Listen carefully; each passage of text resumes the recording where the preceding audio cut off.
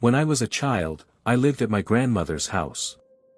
The heat was unbearable, and I had no choice but to hide from the sun at her place. By today's standards, it would probably be called a slum. From east to west were long, narrow alleys, barely wide enough for 3 people to pass at once. Each alley housed over a dozen families, and the whole area was made up of cramped, single-story homes. Of course, my grandmother's house was the same. She had 6 daughters, so the attic was carved up into even smaller spaces to make more rooms. I remember my youngest uncle used to stay up there while studying for his graduation exams. It was damp, stifling, and smelled of mildew.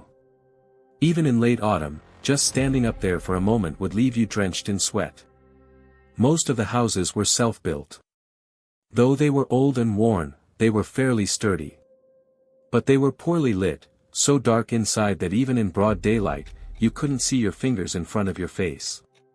Still, for people around there, it was better than living under thatched roofs. Each alley had 1 or 2 openings at either end, like a giant net or a patch of farmland covering trenches.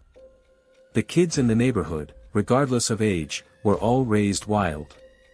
In spring we played marbles, in summer we tossed cards, in fall it was spinning tops, and in winter we had snowball fights.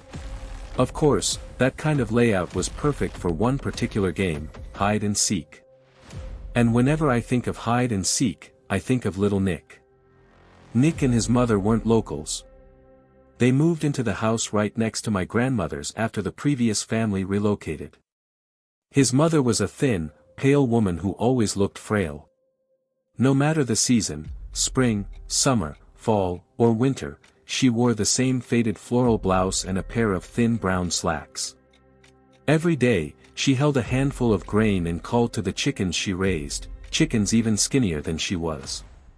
She never liked talking to the neighbors, but she made a living by weaving and selling simple bamboo goods, brooms, rice sifters, conical hats, and the like. There was always an unnameable pain etched on her face, like someone suffering from an illness they couldn't speak of, or like a child constantly bracing for punishment.